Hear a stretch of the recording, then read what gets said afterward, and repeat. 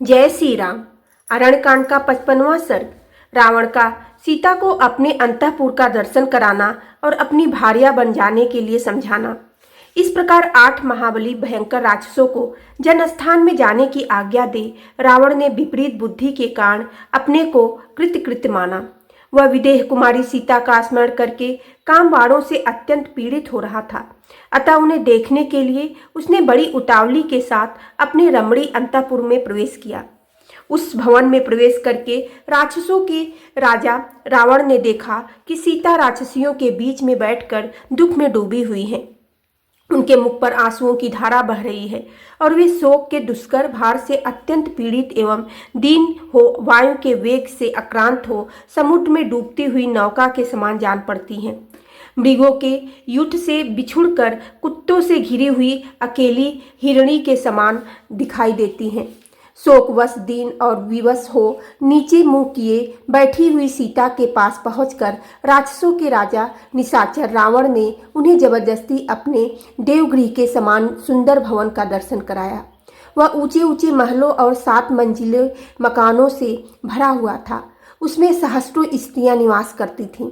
झुंड के झुंड नाना जाति के पक्षी वहां कलरव करते थे। नाना प्रकार के रत्न उस अंतःपुरी की शोभा बढ़ाते थे।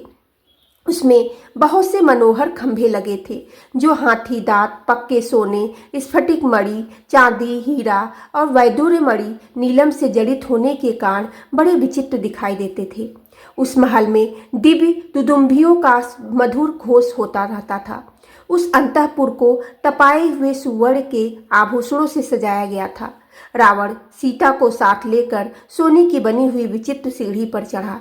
वहां हाथी दांत और चांदी की बनी हुई खिड़कियां थीं जो बड़ी सुहावनी दिखाई देती थी। सोने की जालियों से ढकी हुई प्रसाद मालाएं भी दृष्टिगोचर होती थी। उस महल में जो भूभाग फर्श थे वे सूखी चुना के पक्के बनाए गए थे और उनमें मणियां जड़ी गई थीं जिनसे वे सब के सब विचित्र दिखाई देते थे। दशग्रीव ने अपनी महल की वे सारी वस्तुएं मैथिली को दिखाई। रावण ने बहुत सी बावड़ियाँ और भांति भांति के फूलों से आच्छादित बहुत सी पोखरियाँ भी सीता को दिखाई। सीता वह सब देखकर शोक में डूब गई। वह पापात्मा निशाचर विदेह नंदिनी सीता को अपना सारा सुंदर भवन दिखाकर उन्हें लुभाने की इच्छा से इस प्रकार बोला। सीते, मेरे अधीन 32 करोड़ राक्षस हैं। यह संख्या बूढ़े और बालक निशाचरों को छोड़कर बताई गई है। भयंकर कर्म करने वाले इन सभी राक्षसों का मैं ही स्वामी हूँ। अकेले मेरी सेवा में 1000 राक्षस रहते हैं। विशाल लोचने, मेरा यह राज्य और जीवन तुम पर भी अवलंबित अथवा यह सब कुछ तुम्हारे चरणों में समर्पित है। तुम मुझे प्राणों से भी अधिक प्रिय हो। सीते, मेरा अंतःपुर मेरी बहुत सी सुंदरी भार्याओं से भरा हुआ है। तुम उन सबकी स्वामिनी बनो। प्रिय, मेरी भार्या बन जाओ। मेरे इस हितकर वचन को मान लो, इसे पसंद करो। इससे विपरीत विचार को मन में लाने से तुम्हें क्या लाभ होगा? मुझे अंगीकार करो, मैं पीड़ित हूँ, मुझ पर कृपा करो। समुद्र से घिरी हुई उस लंका के राज्य का विस्तार 100 योजन है। इंद्र सहित संपूर्ण देवता और असुर मिलकर भी इसे ध्वस्त नहीं कर सकते। देवताओं, यक्षों, गंधर्वों तथा ऋषियों में भी मैं किसी का ऐसा नहीं देखता जो पराक्रम में मेरी समानता कर सके। राम तो राज्य से भ्रष्ट, दीन तपस्वी, पैदल चलने वाले और मनुष्य होने के कारण अल्प तेज वाले हैं। उन्हें लेकर क्या करोगी? सीते, मुझको ही अपनाओ, मैं तुम्हारे योग्य पति हूँ। भीरू, जवानी सदा रहने वाली नहीं है, अतः यहाँ रहकर मेरे साथ रमण करो। वरानय ने, सीते, अब तुम राम के दर्शन का विचार छोड़ दो। इस राम में इतनी शक्ति कहाँ है कि यहाँ तक आने का मनोरथ भी कर सके। आकाश में महान वेग से बहने वाली वायु को रस्सियों में नहीं बांधा जा सकता अथवा प्रज्वलित अग्नि की निर्मल ज्वालाओं को हाथी से नहीं पकड़ा जा सकता। शोभने, मैं तीनों लोगों में किसी ऐसे वीर को नहीं देखता जो मेरी भुजाओं से सुरक्षित तुमको पराक्रम करके यहाँ से ले जा सके। लंका के इस विशाल राज्य का तुम ही पालन करो। मुझ जैसे राक्षस, देवता तथा संपूर्ण चराचर जगत तुम्हारे सेवक बनकर रहेंगे। स्नान के जल से आर्द्र अथवा लंका के राज्य पर अपना अभिषेक कराकर उसके जल से आर्द्र होकर संतुष्ट हो तुम अपने आप को क्रीड़ा विनोद में लगाओ।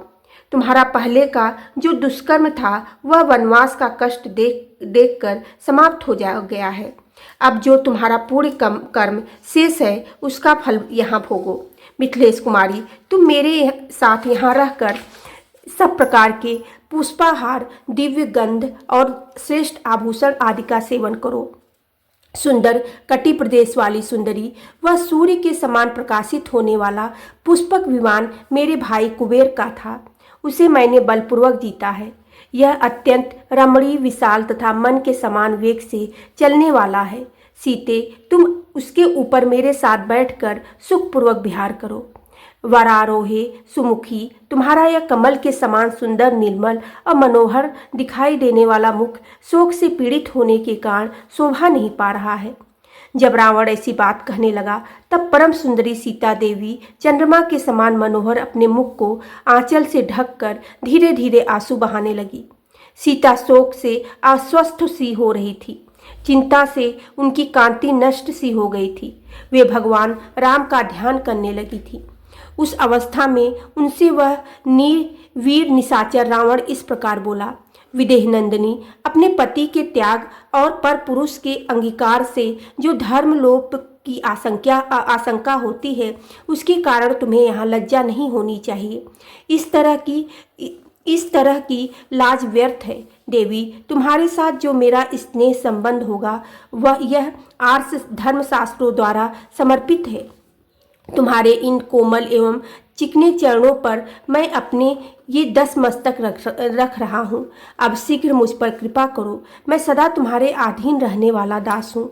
मैंने कामाग्नि से संतप्त होकर ये बात कही है। शून्य निष्फल न हो ऐसी कृपा करो, क्योंकि रावण किसी स्त्री को सिर झुकाकर प्रणाम नहीं करता, केवल तुम्हारे सामने इसका मस्तक झुका है। मिथिलेश कुमारी जानकी से ऐसा कहकर काल के वशीभूत हुआ रावण मन ही मन मनाने लगा कि यह अब मेरे अधीन हो गई। बोलो सियावेरे रामचंद्र की जय, पेवने सुते हेनु माने की जय।